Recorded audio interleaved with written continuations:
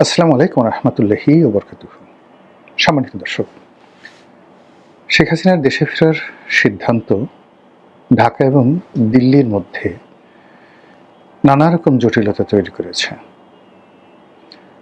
একই সঙ্গে আওয়ামী লীগ এবং বিএনপির মধ্যে যে সম্পর্ক, সেই সম্পর্কটা অনেকটা মুখোমুখি জায়গায় পৌঁছে গিয়েছে। অন্যদিকে জামাত, এনসিপি অর্থাৎ সরকার বিরোধী যে দলগুলো রয়েছে, এই সময়টিতে শেখ হাসিনার দেশে ফেরার ব্যাপারে এবং আওয়ামী লীগের ব্যাপারে তাদের যে গত ২ বছরের অনমনীয় ভূমিকা, সেই অনমনীয় ভূমিকাটা কেমন যেন ১৮০ ডিগ্রি অ্যাঙ্গেলে উল্টে গেছে। সরকার বিরোধী যে সকল শক্তি রয়েছে, তাদের যারা শীর্ষ নেতৃবৃন্দ রয়েছেন, তারা অনেকটা স্যাটায়ার করে শেখ হাসিনাকে বলার চেষ্টা করছেন, আপনি আসুন, আপনাকে যেখানে পাবো সেখানেই আপনার যে মৃত্যুদণ্ড রয়েছে সেটি কার্যকর করা হবে, ইত্যাদি ইত্যাদি নানা রকম। কিন্তু সাংগঠনিকভাবে তারা চাচ্ছে, এখানে কৌশল করছে।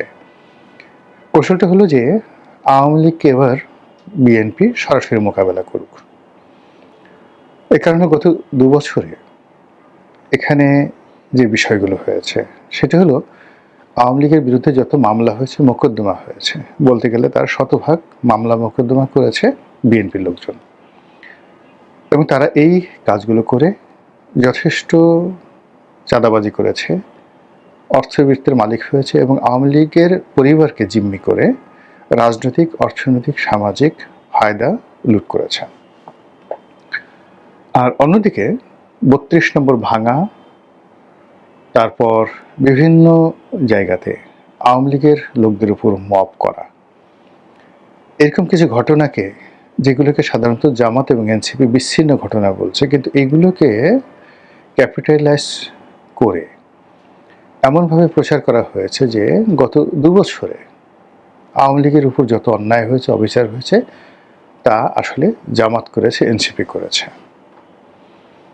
এদিকে তৃণমূলের খবর, ঢাকার যারা আছেন লোকজন তাদের কথা আলাদা, কিন্তু তৃণমূলের খবর হলো অবস্থা দৃষ্টে যারা পলিটিক্যাল লোকজন রয়েছেন বিএনপি এবং জামাতে, তারা সবাই আওয়ামী লীগের যারা নিরীহ ভোটার রয়েছেন তাদের সঙ্গে একটা সমঝোতা সম্পর্ক তারা তৈরি করেছিলেন বিগত নির্বাচনকে সামনে রেখে।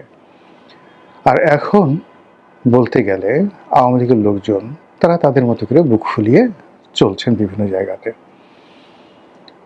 অন্যদিকে বিএনপি, জামাত এবং এনসিপির মধ্যে যে বিরোধ, যে বন্ধুত্ব, এটা অনেকটা গুপ্ত। মানে তাদের মধ্যে আসলে সমঝোতা নাকি শত্রুতা, তাদের মধ্যে বন্ধুত্ব নাকি বৈরিতা, এটি বোঝা যাচ্ছিল না। কিন্তু সাম্প্রতিক কিছু কর্মকাণ্ডে যেটা মনে হচ্ছে সেটি হলো বিএনপি, জামাত, এনসিপির যে সম্পর্কটি পয়েন্ট অফ নো রিটার্নে চলে গেছে। বিশেষ করে জুলাই সনদ বাস্তবায়ন, সংবিধান সংশোধন,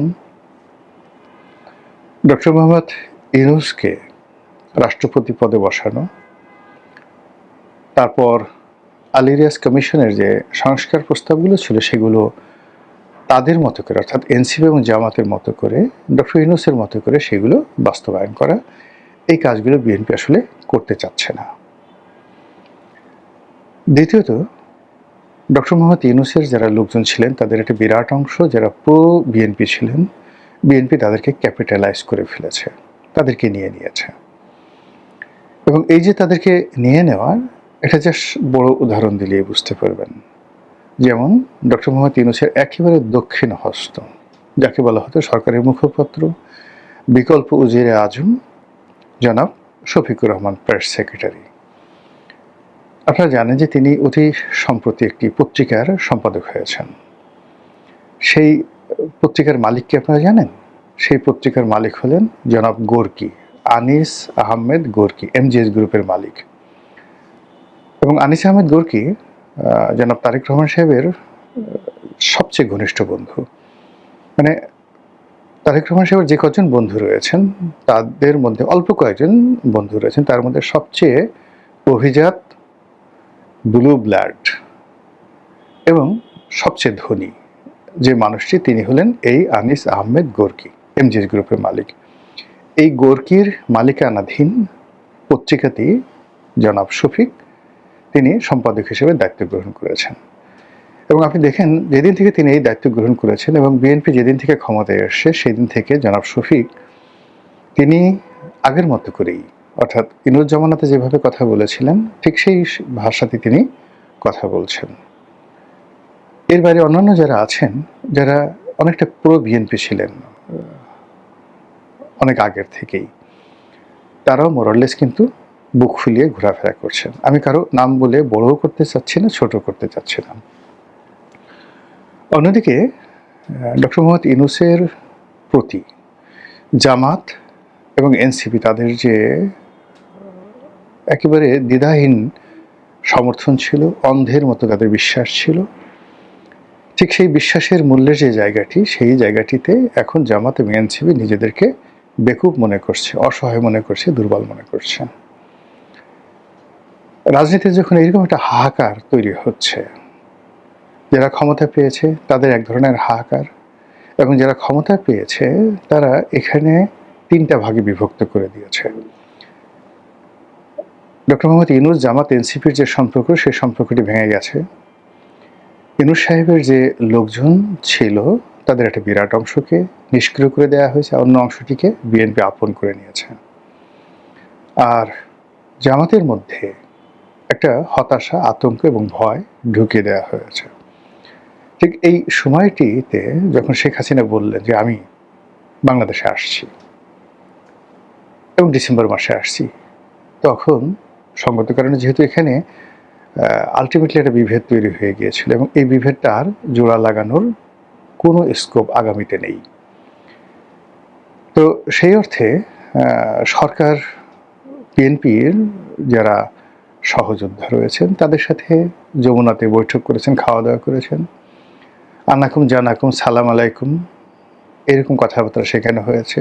অনেকে গিয়ে অনেক বড় বড় দাবি দেওয়া পেশ করেছেন, অনেকে সরকারের মন্ত্রী এমপি হতে চেয়েছেন, আরও ইত্যাদি নানা কিছু, কিন্তু কাজের কাজ কিছুই হয়নি। এর কারণ হলো যারা গিয়েছিলেন আসলে তাদের মানে ওইরকম সাংগঠনিক ভিত্তি, পরিচিতি, সামাজিক যে কানেক্টিভিটি বা যাকে বলা হয় সুনাম সুখ্যাতি, বলতে গেলে একমাত্র মাহমুদুর রহমান মান্না ছাড়া অ্যাজ এ পার্সন ওখানে ওইরকম কেউ নেই যিনি কোনো একটা সচিবালয়ে টেলিফোন করবেন, বাংলাদেশে কোনো একটা ডিসিকে টেলিফোন করবেন, কোনো একটা জেলা শহরে একা একা যাবেন এবং সেখানে কেবলই মাত্র তার রাজনৈতিক ক্যারিয়ারের কারণে সম্মানিত হবেন, মর্যাদা পাবেন।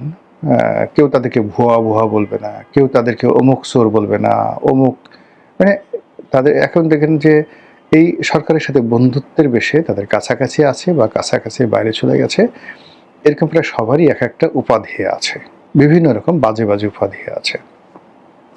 তো সেই মানুষগুলো শূন্য শূন্য শূন্য একত্র করলে যেমন জিরো হয়ে যায়, অথবা মাইনাস মাইনাস মাইনাস যদি একত্র করেন তাহলে যেভাবে মাইনাসের সংখ্যাটা বাড়ে, তেমনি যমুনাতে যারা শেখ হাসিনার বিরুদ্ধে যদি জনমত গঠন করা, রাজনৈতিক শক্তি গঠন করা, এই উদ্দেশ্যে যমুনার সেই বৈঠকটি হয়ে থাকে প্রধানমন্ত্রীর নেতৃত্বে, তাহলে এখানে শূন্য শূন্য শূন্য হয়েছে অথবা মাইনাস মাইনাস মাইনাস হয়েছে। অন্যদিকে জামাত যারা আছে তারা আসলে কি করছে এটা সরকার জানে না, আমরাও জানি না। বহু আগে একেবারে ঠিক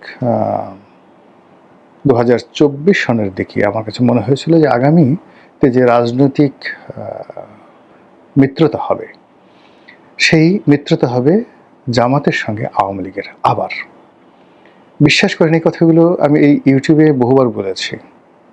জামাতের সঙ্গে দিল্লির কানেকশন, জামাতের সঙ্গে আওয়ামী লীগের কানেকশন, এই কথাগুলো 2024 সনের সেপ্টেম্বর অক্টোবর মাসে বলেছি। আজকের দিনে এটার যে রূঢ় বাস্তবতা, এটা আমি না, স্বয়ং প্রধানমন্ত্রী বা বিএনপির যারা শীর্ষ নেতৃবৃন্দ রয়েছেন তারা এইরকম যাকে বলা হয় কথা বলা বলি করছে। ঠিক সেই সময়টাতে শেখ হাসিনা বাংলাদেশে আসতে চাচ্ছেন। এটা নিয়ে আওয়ামী লীগের মধ্যে একটা মিশ্র প্রতিক্রিয়া দেখা দিয়েছে। তারা এখন কি করবেন, অনেকে যেমন খুব স্বপ্ন দেখছেন শেখ হাসিনা আসবেন, এটা হবে এটা হবে এটা হবে, তারা সবাই গণহারে জেলে যাবেন, অথবা অনেকে চিন্তা ভাবনা করছেন শেখ হাসিনা যেদিন আসবেন সেই দিন আসলে তারেক রহমান সাহেব আসার পরে যেভাবে পরিস্থিতি সব কিছু তারেক রহমান সাহেবের নেতৃত্বে চলে গেছে, নিয়ন্ত্রণে চলে গেছে, শেখ হাসিনা আসলেও একই পরিস্থিতি হবে। এটা আওয়ামী লীগের বিশাল শ্রেণী মনে করছে। আওয়ামী লীগের যারা একটু সমঝদার তারা চিন্তা করছে যে আচ্ছা ঠিক আছে, দেশের বাইরে পালিয়ে থাকার চাইতে এখানে এসে আমরা যদি জেলখানাতে থাকি, দেশে রাজনীতি করি, তাহলে অন্তত মুখ রক্ষা হয়। শেখ হাসিনা হয়তো মনে করছেন যে আমি আর বাঁচবো কয়দিন, এই সময়টিতে আমি আমার দেশের মাটিতে থাকবো, দেশের মাটিতে কবর রচিত হবে, এরকম একটা আকাঙ্ক্ষা তার মধ্যে আসতে পারে। আবার অন্যদিকে তার যে জিদ, তার শরীরের যে অবস্থা এবং একই সঙ্গে তার যে অতীত ক্যারেক্টারিস্টিক্স, সেই দিক থেকে তার যে হুমকি, এই হুমকিটা যে ফেলে দিতে মানে সরকার যে ফেলে দিবে বা গণ্য করবে না, এটাও কিন্তু কোনো অবস্থাতেই যাকে বলা হয় মনে করার কোনো কারণ নেই। একেবারে সর্বশেষ যেটি, সেটি হলো দিল্লি। এখানে সরকারের সাথে কি খেলা খেলছে এটার উপর অনেক কিছু নির্ভর করবে। যেমন দেখা গেল যে প্রথম দিকে একেবারে দিল্লি এগিয়ে এলেন তারেক রহমান সাহেবের সাথে সম্পর্ক করার জন্য।